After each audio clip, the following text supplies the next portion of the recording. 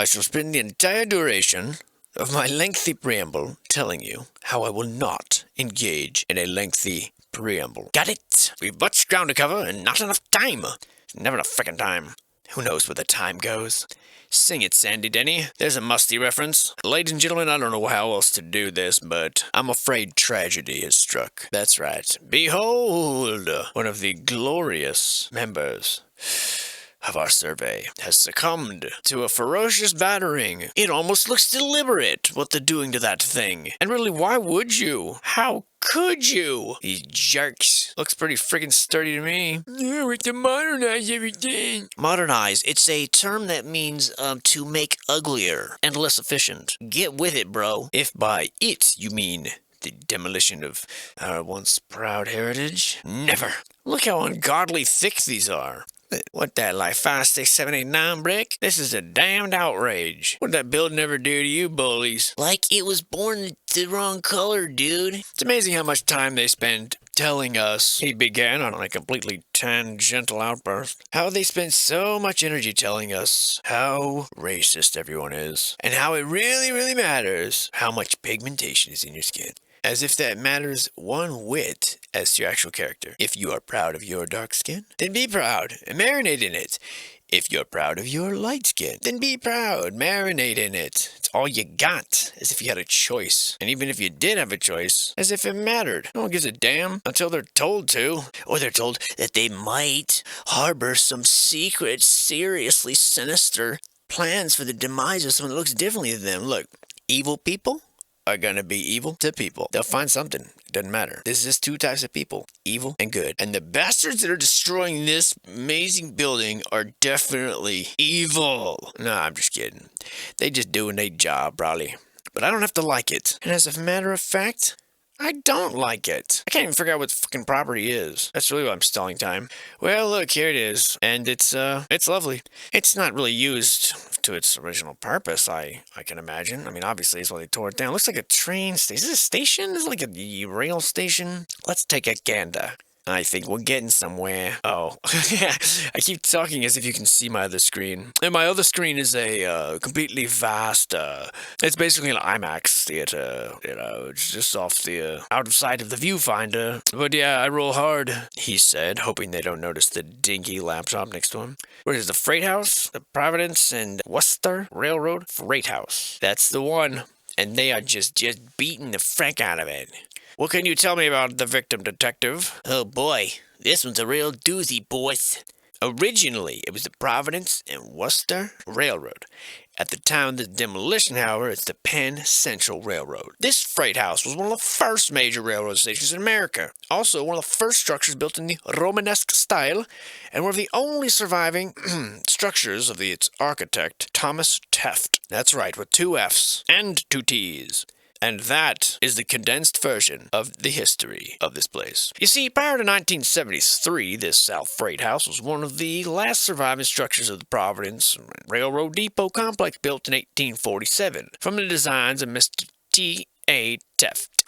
The style of building was a long brick rectangle set on a coarse granite foundation composed of, well, yeah, you get it. It had been extensively altered before its demolition in 1973. A viaduct had been cut through the middle of the south wing extremely rudely. Windows were rebuilt and boarded up.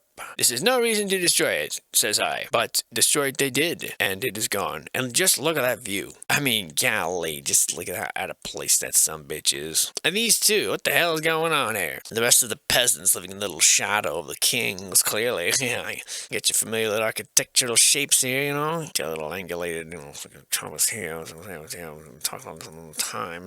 Another time, then. Let's talk about this behemoth. Behemoth. This is the Union Station, by Jove, or George, whichever one you swear by. And boy, oh boy, what a real looker. This complex, constructed approximately 500 feet north of the earlier Teft Depot, 2 T's and 2 F's, was designed as part of the elevated viaduct. True, architects Stone and Carpenter designed the structures, which were built on pilings sunk into the recently filled Cove Basin. The main terminal building is composed of 2 sections, and it's a 1-story brick block. Great deal of controversy when the station was built. Oh, the people were mad. This was a compromise. There was a contention that a Chinese wall remains 14 tracks were provided in the station, the 4 at the end being stub tracks, whatever that means. Passengers could reach the tracks from the exterior of the main building without entering the waiting room by using the stairways on either side of the structure. Those anti-interior types, you know what I mean. The Renaissance style complemented the city hall, consisted originally of 5 buildings symmetrically arranged around an axis with granite foundations, brick walls, and red sandstone trim. They were connected to each other by colonnaded passageways, which probably looked lovely but have since been removed. How dare they? The central building is... There was supposed to be a restaurant on the side, but the easternmost building is no longer standing. Oh, that's right, already destroyed. Quite remarkable, like many of the stations in that era.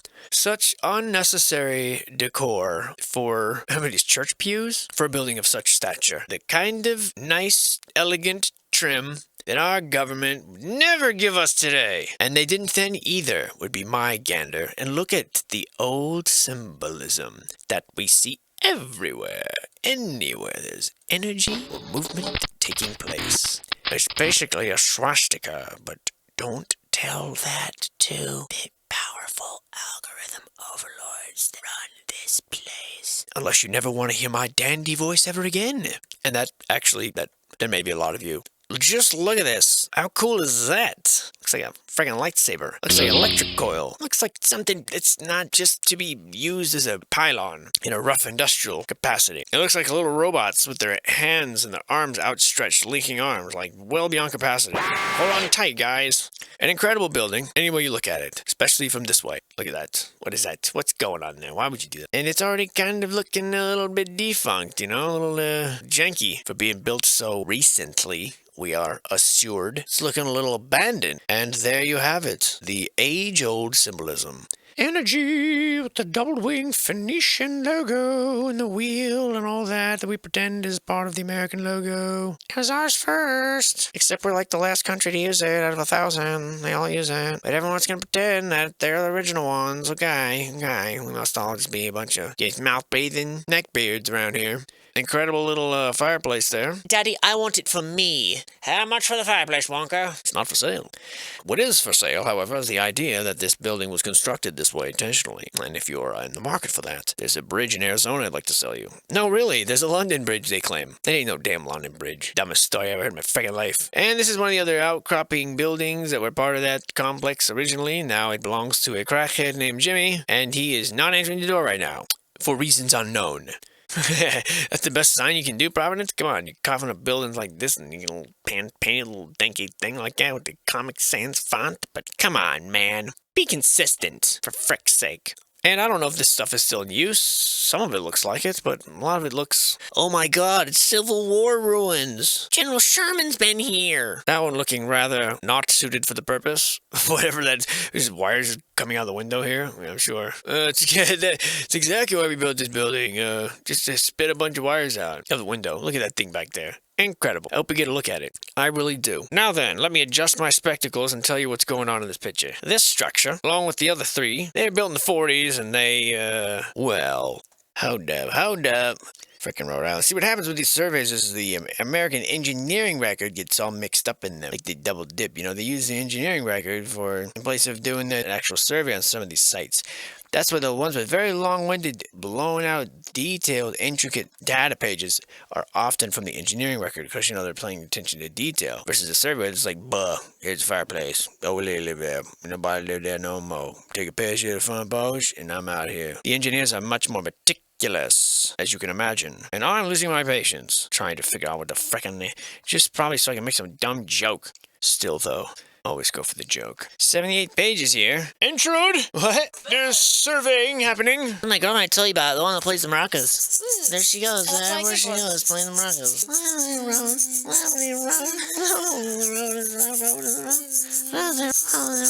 Join our Kickstarter. We're really good. That one is me. I was warming up. That was so good. Totally got some, dude. That's what happens when you start looking at historical pictures of Rhode Island. You just get some.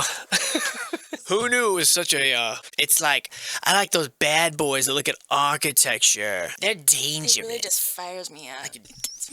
It looks some old pictures. An old Civil War, guys. I love when he looks at pictures of other men. You like that? You like those fake pictures of General Custer? Return to the harem. Tell the others I'll be with them shortly. Oh, I'm sorry. Oh, that's right. Without missing a beat. This here is the interlocking tower. That's right. They apparently abandoned it rather abruptly at 8:17-ish. Because what is all this? I'll tell you what it is. It was installed in 1909. It's a switch signal electromechanical machine. Now get this, and this should make total sense. This has a control panel with 77 levers, 38 of them to control 77 switches, 30 MP frogs, and 1 derail, and 33 of them control 53 signals. Got it? 77 levers, 38 of them to control 77 switches, 30 MP frogs, and 1 derail, and 33 of them control 53 signals. They were controlled by electricity, and the lock and bed were mechanical, according to R.A. Lilquist.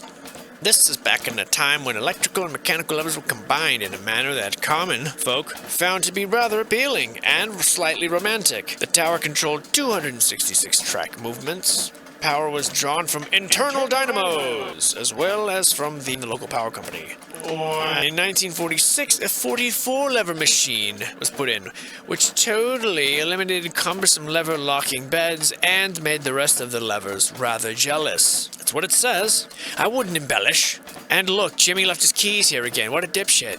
Maybe I was a little harsh on the old guy. Okay. Once upon a time, the city of Providence began filling in its tidal basin and undertook construction of a new Union Station complex. In 1909, the direction of the chief engineer, Ed Gagel, built the Providence Station viaduct to connect the Central Passenger Station and Canal Street. Told you it was a canal. River my booty. And at the time of this writing, the city of Providence is again relocating the tracks and building a new station, so this is in conjunction with Amtrak. I get it. This is that old California trick. Write about something after you tear it down, eh? We gotta get a little just due here. It's not very good looking anyway, so see if I care, because I do. And odd to be so run down in such a prosperous time in American history, we're told. Oh, bumper boats! I think. Well, if these aren't bumper boats, they should be. Come on, you need a little fun in your life, Rhode Island. Have you ever been on a bumper boat? You'd be laughing for sure. As a matter of fact, I'm going to start a new poll on ballot.gov. You can go there after this video and vote for bumper boats in Rhode Island. I know I will. I'm going to vote multiple times.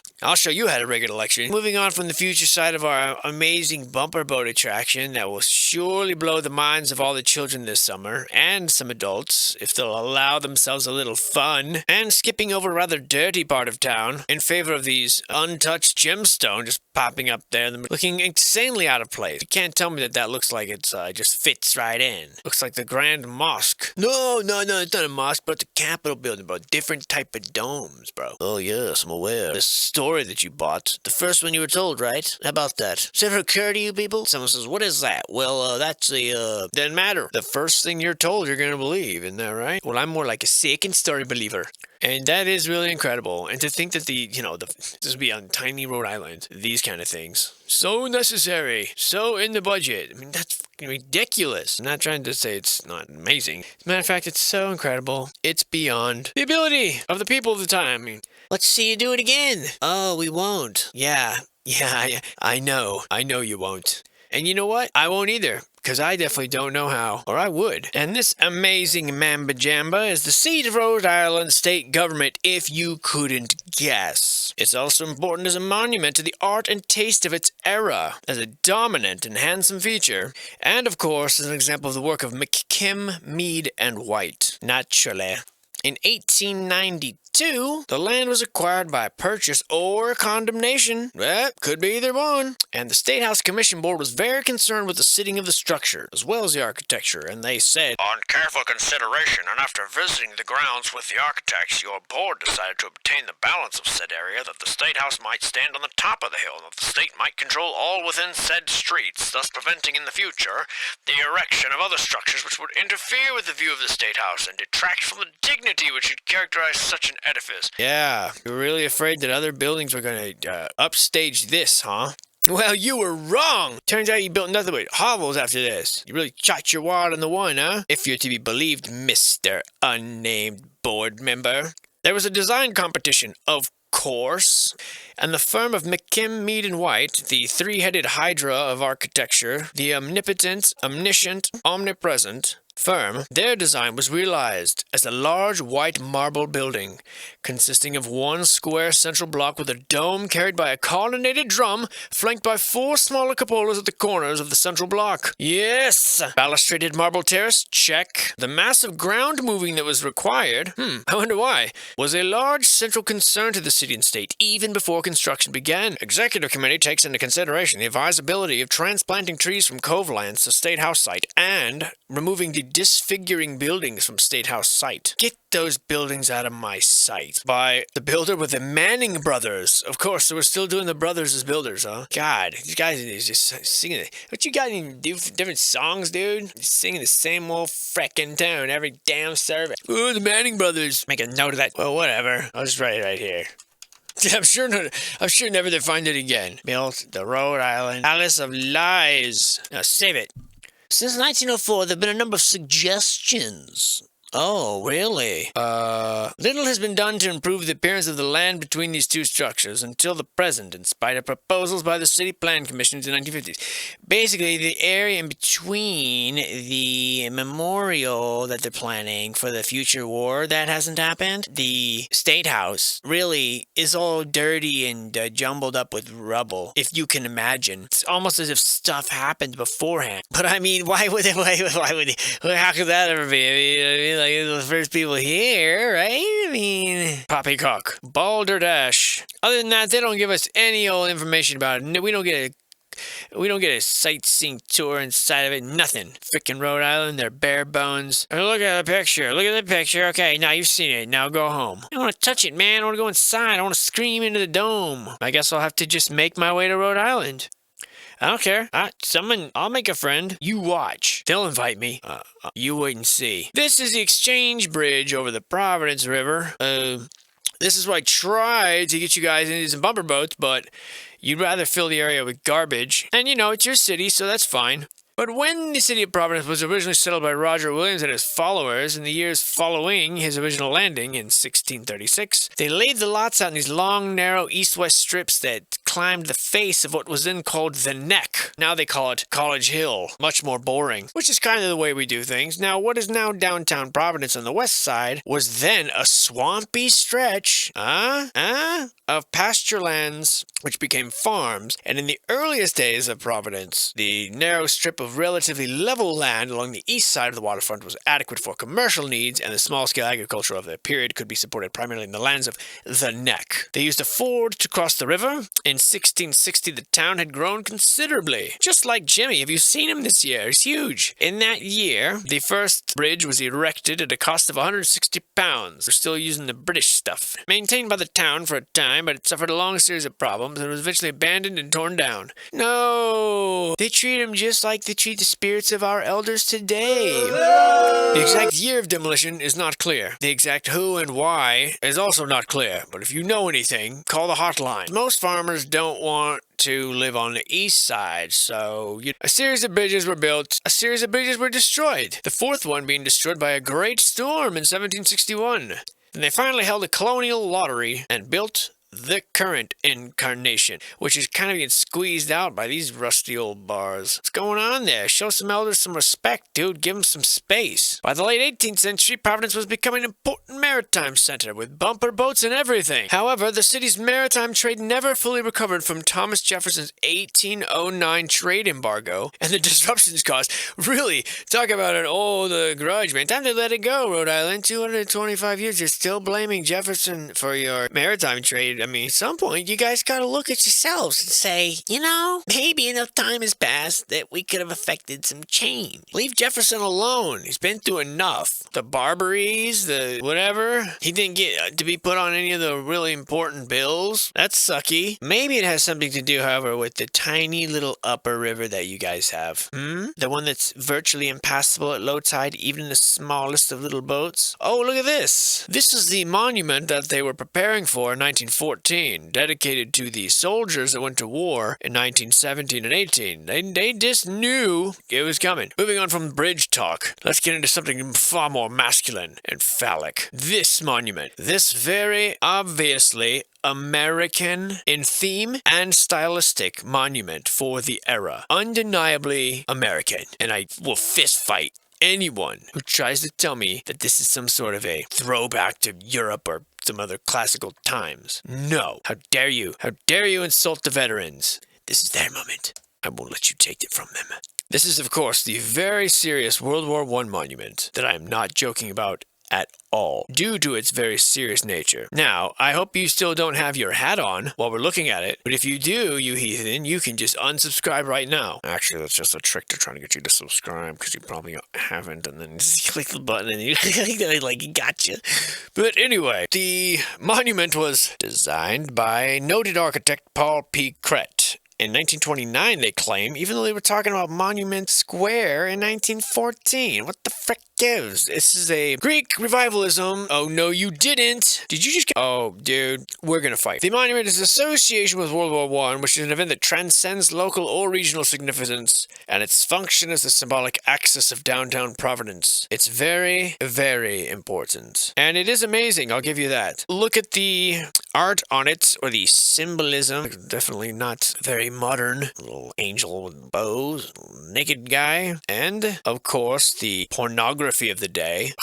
I can't believe that they would even carve those nipples with such detail too, compared to the rest of it. I mean, really. She's like, behold, I'd like to guide your attention to this area of the man where normally this incites some sort of reaction. If you stare long enough, you might see some cloth move. Just kidding. What is this, friggin' Disney movie? The heck out of here, dude. This is a G-rated channel. Besides, he's clearly using a sword that, impede the vision. So, I mean, what are you even looking at, you bunch of friggin' perverts? Yeah, that totally matches. I expected to see a guy in a modern suit on the top of this thing. Got these topless women in togas down here, and then some guy in a suit. Oh, pardon me, I'm just on my way to the Congress, where I can spend more of your money. Despite the congested traffic conditions which characterize the former post office square, it was hoped that the monument can improve the visual quality of the area. Oh, I do hope it succeeded. The monument currently occupies the center of a rotary, which channels the travelers who enter or leave downtown Providence. Because of the heavy weaving and merging traffic, Memorial Square is now frequently referred to as Suicide Circle, which is basically what enlisting to be in the armed forces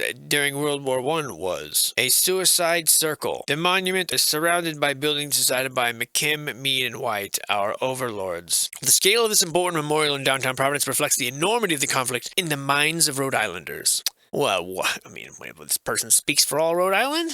It's rather gutsy. I don't even speak for all of me and Jimmy. Do I, Jimmy? Oh, and here's proof that at one point they lifted it off and put it on. Yeah, we know the top wasn't original. I mean, come on. It's on a little pentagonal base, eh? Well, I might have known. Nope, I'm not buying it. It's very cool. I'll give you that. It looks very old world. But that's no excuse to lie. The story was talking about preparing a memorial circle in 1914, 4 years before it began, and like 15 years before that memorial was allegedly even created. Someone explain to me that. Maybe I'm just dumb. This is the Providence Biltmore Hotel. Wow, what is that one? Whoa, what amazing buildings. Let's go back to this one here. This was by far the most modern structure in Providence at the time of its completion. Well, yeah, isn't every structure the most modern at the time of its completion? Not only the tallest building in Providence, but its facilities and technical improvements were almost a great advance on earlier Providence hotel norms. Following its opening in June 1922, the Biltmore quickly became the gathering place for Rhode Island business, industry, government, and social community. Yes, as it would. Oh my God, Pennsylvania's been here. And I love these oversized sconces. They are on my Amazon list. Just kidding. And I'm not sure what's going on here. We have like some pottery, some glassware that seems to be posing for a photo shoot on top of the fireplace or something. Look at, here's these little guys. What's up, guys? And I'm not sure why these little naked little white dishes are on stage there, but we'll go ahead and leave you guys alone. But look at that amazing carved mantle. My God. What a gorgeous work of art. Crikey. This is an old English setting, we're told. The Falstaff room harkening back to form and spirit to the panelled bars and grills of men's club and the men's grills of country clubs, many of which were done up in Queen Anne or generic Tudor style. But during the 30s, revivalist settings were coming into increasing use for their associational possibilities, especially as a marketing tool. This is a touchstone to 20th century social history. Just like this is a very modern painting of a very modern scene. The need for a new hotel in the manufacturing, commercial, and shipping center power hub, as Providence was striving to be, they recruited Billy Walker, the architect, now destroyed. Well, wait, I don't think he's destroyed, but a committee was formed, they all high-fived, and by January 1920, they had reached a deal with the Chamber of Commerce to raise money for it. Arthur Aldred raised some sort of millions of dollars using subscriptions of preferred stock, and it was hailed as the single greatest achievement of chambers of commerce in the United States by the Chamber of Commerce themselves. So if they said it about themselves, it must be. The builders were no doubt chosen because of their expertise in the field of hotel construction. You think? What, are you going to choose some non-experts?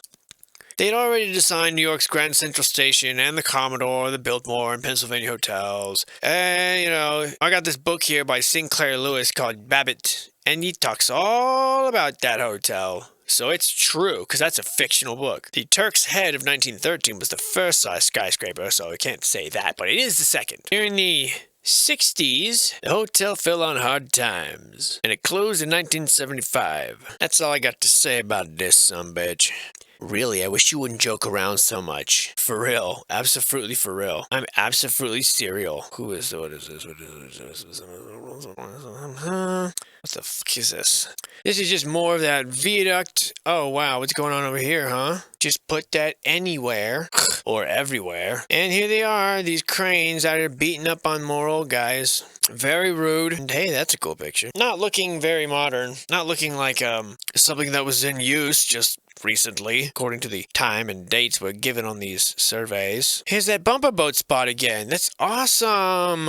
Dude, it's perfect. You'll be getting mildly splashed in no time. I just had to sneak one last little final peek at it. Yoo-hoo. Bye, guy. Miss you. Wish I got to see inside of you a little bit more. But no, we're moving on to look at the cast iron railing here. And the mineral-rich silt. Yes, that's it. Don't use terms like mud. Nope. Mineral-rich silt will do. And I think that's a staircase from Willy Wonka's factory? Hard to say. That's no Wonka, though. Hell of a chandelier. Hey, what's up, dudes? All this lavish material, and you couldn't pick more comfortable chairs, huh? That's better. I wonder who's in the urns. Speak to me not of urns. Ridiculous. Who just serves my... What the fuck are you clickety-clacking all around? What is it, a tap dance contest? Oh, no! Well, there's like several hundred documents that have this title, so great job, Rhode Island. Way to make it user-friendly. And that is cool. A little Stafford balcony. And this looking like a different kind of building that's been repurposed as a home. Would be my guess, or my gander. Oh, look at the little phoenix. Everywhere, I says. These guys, too. Everywhere. Now, it can't be a coincidence. These are in literally every fireplace you've seen now. Hundreds and hundreds and hundreds of them. What are they? They're not just log holders.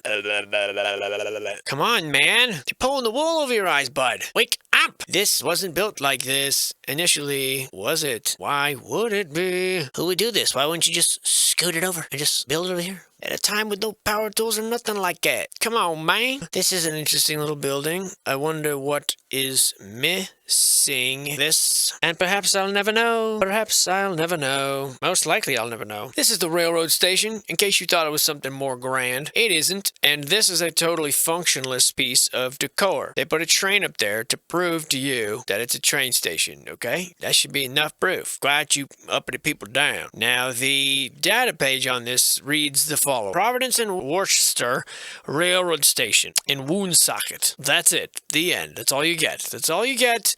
You can leave now. There's a little post-it note here. It says the building is a third railroad station on the site, and the most notable feature is the lightweight, curved, and chamfered wooden brackets. The ornamental nature, basically. And yeah, I know what they're talking about. This little part that swoops over everybody.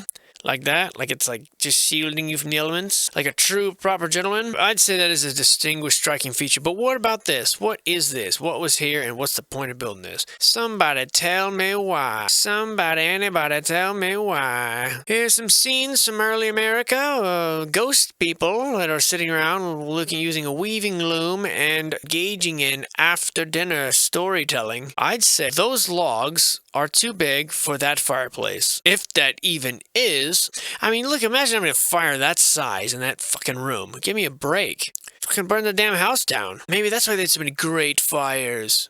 Maybe it started out as dinner parties. Here we have some traditional Rhode Island properties for the time. You can get an idea what the common folk look like when they're rolling around in their little houses with this clapboard and all that. And really nice Victorian charm. This is a glimpse inside of a few of them where you can see things like this statue telling you to leave. They don't have public bathrooms. It doesn't care if you just bought a soda pop. So it's not just a California thing. Okay, here we go with another entire trees chopped up to cook porridge. These are very reckless fire makers back in the day, especially when it looks like you've got gas right here, like when you show, in which case you don't need to be putting on the Ritz in front of me, okay? We're just passing through these little neighborhoods. I have the same pistol above my mantle, and it is the same stupid looking.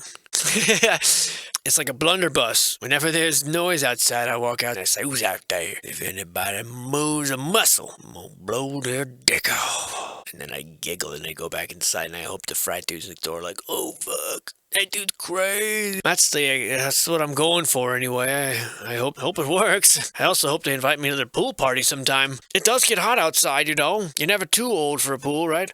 The very odd and routine landscapery shapery you see all over the realm. Now different. Here in Rhode Island, it is the same thing. And this is that massive Navy base there. They show the construction of this. I don't know why they don't show construction of anything else, but they're very meticulous about it. Look at these guys, you know, and girls, or maybe just guys, out here doing it. I wish there were more construction pictures of things. I mean, some of the stuff looks like some sort of infrastructure or anything, but no one is doubting that we built this massive structure that looks like it's made of metal beams and glass. And why can't we get these kind of construction photos on other buildings? Well, I think you know the answer to that. Here's a guy pondering, musing on life's mysteries. Here I stand alone inside the naval base. What is this? What secrets doth such sinks hold? Here's what the road started out as. Now look at it, beautiful. Looks like it's missing some stuff. Like, what happened to all this? I thought you're building something, not taking something away. Yeah, we did. Yay, we built it.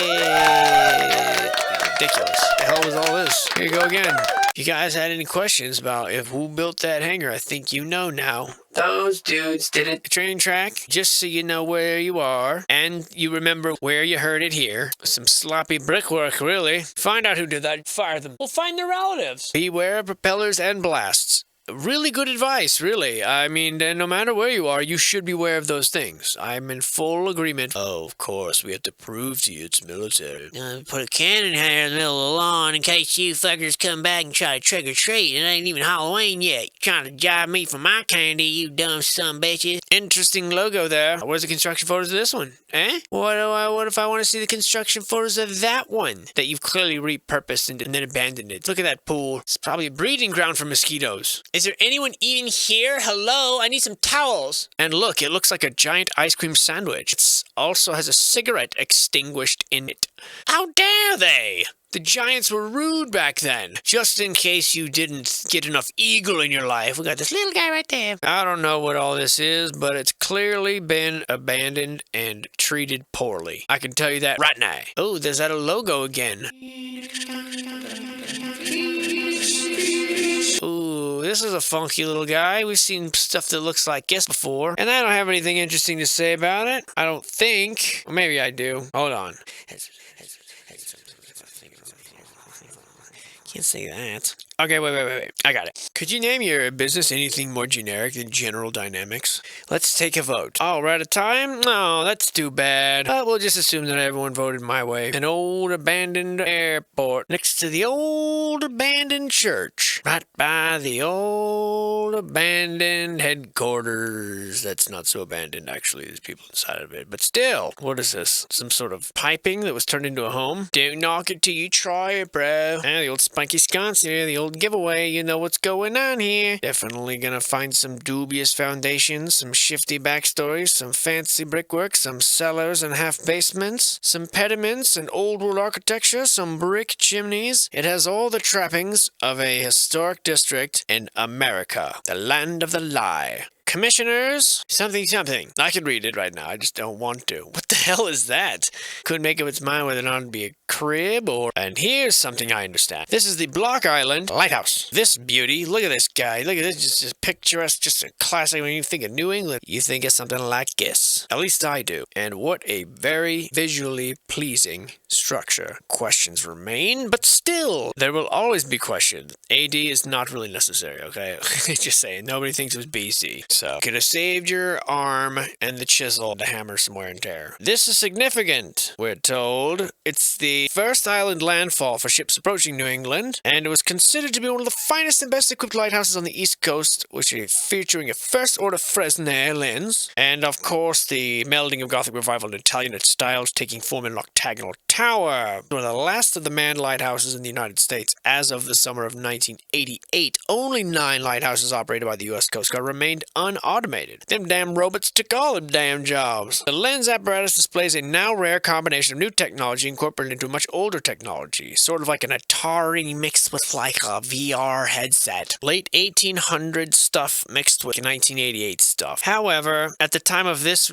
reading, it will probably have been automated by now, according to the writing at the time of that writing. Got it? Approaching Block Island by ferry in the evening, curiosity is aroused by flashing green lights seen on a high point in the distance. A 2-mile-long road winds its way south from the ferry dock. You won't catch me on anything or hanging out with anyone who refers to himself as a ferry dock. I don't need a doctor in the first place, no matter how my sexual preference tends to fall. Okay, buddy? As did much of the history of the world, the history of lighthouses, we're gonna go way back. Port cities faced a dilemma. How do you guide traders into the harbor area, but the cities don't want to supply navigational aids to potential invaders? Certain empires, such as Egypt, realized that no one would dare attack a mighty power, so while other port cities used fires on hills as beacons, the primitive Cro-Magnon, the city of Alexandria opted to build what we today would call the first lighthouse. What little evidence there is suggests that the Egyptians began building the tower for the lighthouse in approximately 300 BC on the island of Pharos at the entrance to the harbor of Alexandria, and it took 20 years, according to archaeologists of the day. They believe that the completed tower rose 450 feet with an open fire at the top as a light source. So take that, fire on the hill, people. We have fire on the tower. The lighthouse has been used for the next 1,000 years, according to all the eyewitnesses that have testified under oath somewhere. The tower remains standing and unlit for another 500 years, according to, again, witnesses that are familiar with this situation. Chose to remain anonymous, as is their right. It was toppled by an earthquake. And all that stuff you can verify by thinking about and imagining.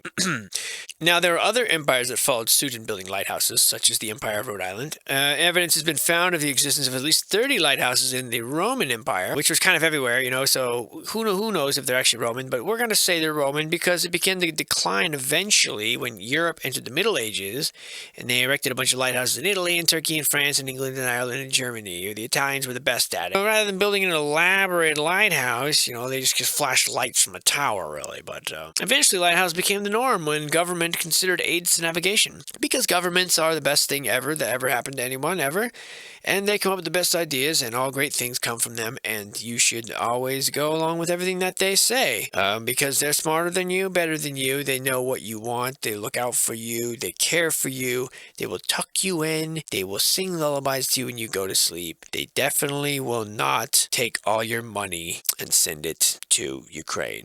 One of the earliest lighthouses of the New Age was the French Cordoue lighthouse, which will figure prominently in later discussion on the progress of light technology when we get there. Originally a very ornate structure which included a hall and a chapel. This was 1584 or so. It took 26 years to build. Unfortunately, the island it was built upon gradually eroded, and repairing the damage in 1788, they removed the upper portion and replaced it with a 60-foot stone tower that still stands today. This, however, is not a 60-foot stone tower. So there, in your face, France. There was a guy named Alison Stevenson who estimates in the 19th century that the coastal lighthouses grew in number from 34 to 175 in 200 years. There was a treatise by Thomas Stevenson in 1881, optical principles being applied to lighthouses and fitting with reflectors, made of bits of looking glass affixed to the inside of a wooden bowl. Now, let's take a little dip here and talk about some real science. It may provide useful at some point when you're impressing your nerd friends. And you will, in turn, be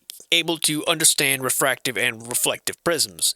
Should you ever decide to consider that perhaps the things that we see in the sky and the air, the ocean, and the world around us might not exactly be representative of reality, and to better prepare yourself in case some evildoers should come along and try to convince you that you live someplace that you don't. This could come in handy. All transparent materials have an index of refraction, which in the case of a lighthouse lens is the ratio of the velocity of light in the first of two media. In other words, the air through which the light travels through the glass of the lens. The ratio between the difference at which light travels through two elements of different densities. This is a standard ratio for properties of materials and therefore can be found in tables and textbooks or handbooks anywhere. They promote physics and chemistry. Refraction is the change in direction of a light ray as it passes from one medium to another. The change in direction is caused by the change in speed. Consider a pencil placed in a glass of water. The portion of the pencil that's underwater looks bent from the portion above the water because the light rays in the water do not travel as fast